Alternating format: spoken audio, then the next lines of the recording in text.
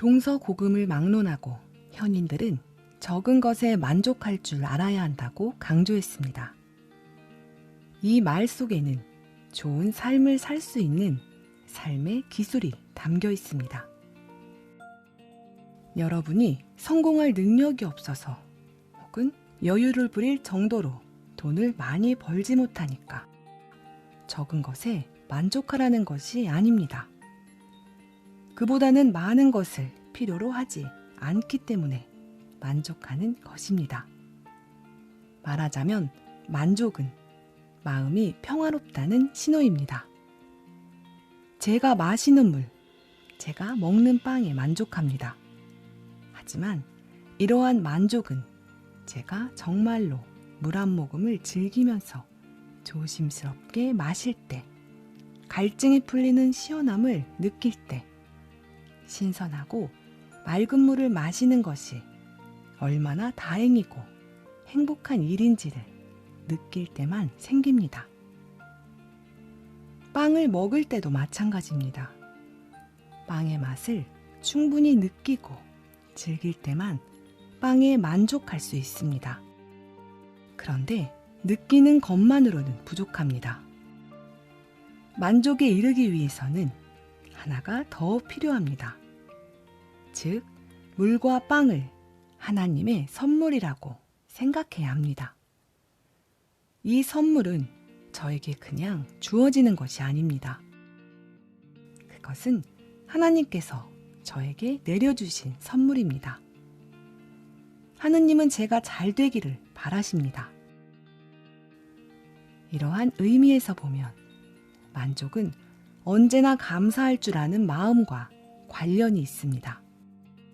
감사할 줄 모르는 사람은 결코 만족하는 법이 없으며 점점 더 많은 것을 원합니다. 로마 철학자 키케로는 감사할 줄 모르는 마음이 후마니타스, 즉 인간성에 위배된다고 보았습니다.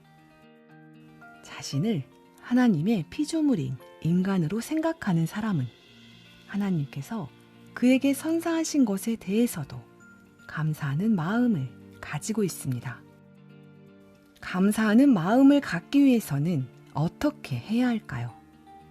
먼저 잠시 하던 일을 멈추고 지금 이 순간에 나에게 무엇이 주어졌는지를 인지해야 합니다. 우리는 감사할 수 있는 기회를 그냥 지나쳐버리는 경우가 많습니다.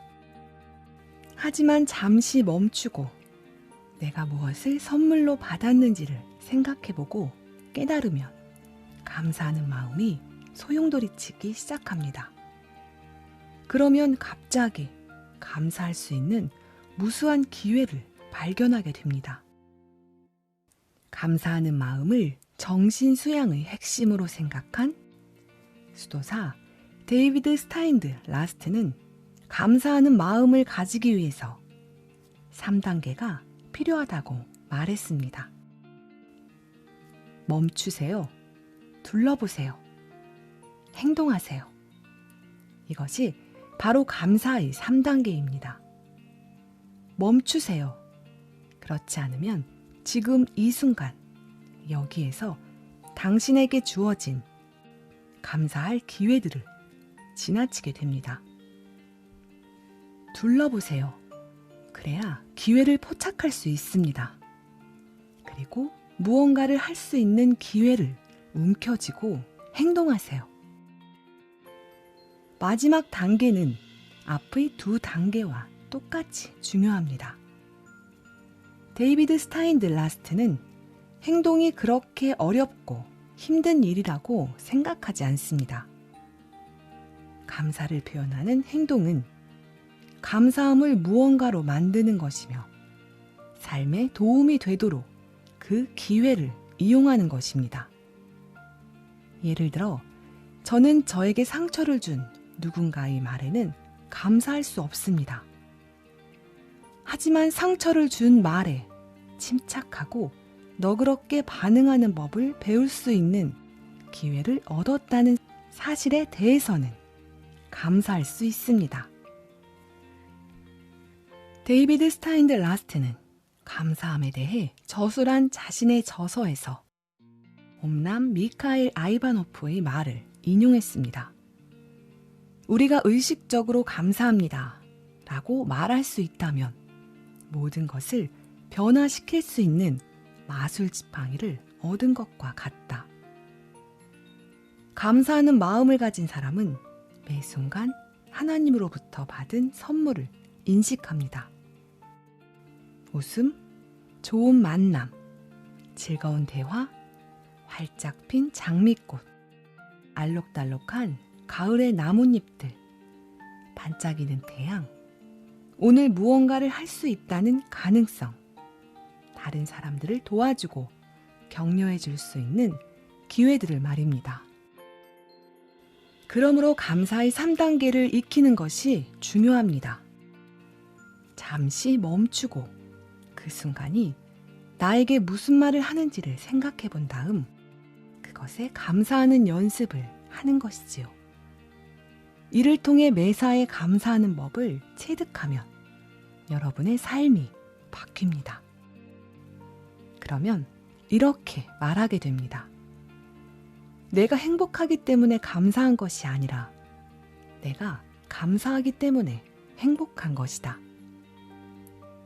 감사함은 슬픔과 상심도 변화시킬 수 있습니다. 엘베르트 슈바이처는 상황이 좋지 않을 때는 내가 감사할 수 있는 무언가를 찾아야 한다 라고 말했습니다. 그런데 감사할 수 있는 것은 정말로 항상 존재합니다. 저는 아침에 일어나서 다른 사람들을 향해 다가가 그들을 기쁘게 해줄 수 있는 이러한 새로운 나날이 늘 감사합니다. 독일어로 감사하다와 생각하다는 단지 철자 한 개만 다릅니다. 영어도 감사하다와 생각하다가 비슷하죠. 감사하다라는 말은 생각하다라는 말에서 비롯되었습니다. 왜냐하면 올바르게 생각하는 사람이 감사할 줄도 알기 때문이지요. 감사함을 모르는 사람은 자신의 삶에 대해 올바르게 생각하지 못합니다. 감사함을 모르는 사람은 깨어있는 생각을 할 수도 없습니다. 감사하게 생각할 줄 아는 사람만이 올바른 생각을 합니다. 올바르게 생각하는 사람, 깨어있는 정신으로 생각하는 사람은 감사하는 마음으로 충만해 있습니다. 감사할 줄 아는 마음만이 우리 인간에게 꼭 맞습니다. 무언가에 대해 감사할 줄 모르는 마음을 가지면 그는 만물이 잘못된 빛을 발하게 만듭니다. 목사이자 신학자 디트리히 본헤퍼는 이에 대해 다음과 같이 강조하여 말했습니다. 감사하는 마음이 없다면 나의 과거는 깊은 어둠으로 알 수 없는 수수께끼로 아무것도 아닌 것으로 떨어진 것과 같다.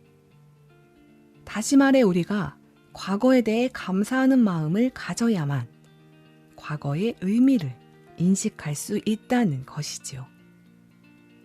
감사하는 마음이 없으면 모든 것이 이해하기 어렵고 알 수 없는 수수께끼가 됩니다. 감사함은 우리에게 과거를 해명해 줍니다. 그러면 그 과거는 비로소 진정 우리의 것이 되는 것이지요. 과거가 우리의 일부가 되는 것입니다. 작가 헤르만 헤세는 나이 든 사람에게 주어진 가장 좋은 특권은 자신의 삶이라는 추억의 책장을 감사한 마음으로 넘길 수 있다는 것이다 라고 말한 적이 있습니다. 내가 감사한 마음으로 추억의 책을 읽으면 내 삶의 의미를 깨닫게 됩니다. 그리고 내 마음은 평화로 충만하게 됩니다. 그렇다면 감사함을 어떻게 표현해야 할까요? 끊임없이 감사하다고 말하는 것이 감사함을 제대로 표현하는 것일까요? 그렇지는 않습니다. 아이들은 선물을 받으면 좋아서 팔짝팔짝 뛰고 다가와서 꼭 껴안아 줍니다. 기뻐하는 행동으로 감사함을 표현하죠.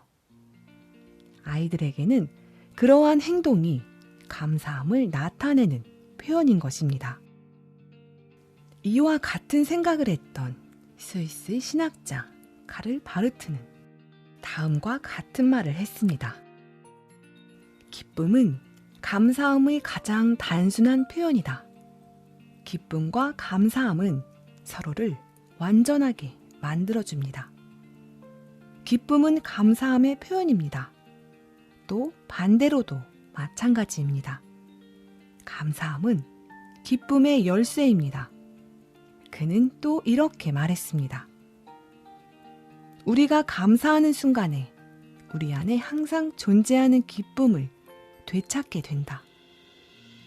감사하는 마음과 내면의 평화를 가지고 하루하루를 살아가는 사람은 주변 사람들에게도 이러한 마음가짐을 전파시킬 수 있습니다.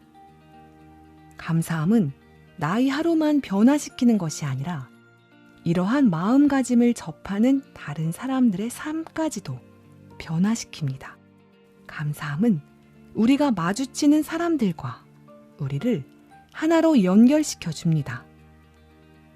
데이비드 스타인드 라스트는 감사함이 우리를 다른 사람들과 또한 다른 지역의 사람들과도 연결시켜 준다고 말합니다. 이 세상에는 감사함의 가치를 모르는 사람들이나 공동체는 존재하지 않는다. 감사할 줄 아는 사람은 어디에서나 현자로 훌륭한 사람으로 손꼽힌다. 이 세상의 모든 사람들이 감사함을 높이 평가한다. 다른 사람들과 하나로 연결되어 있다고 생각하는 사람, 그러한 결속감을 느끼는 사람은 자신의 삶에 만족합니다. 이렇게 감사함과 만족은 서로 밀접한 관련이 있습니다.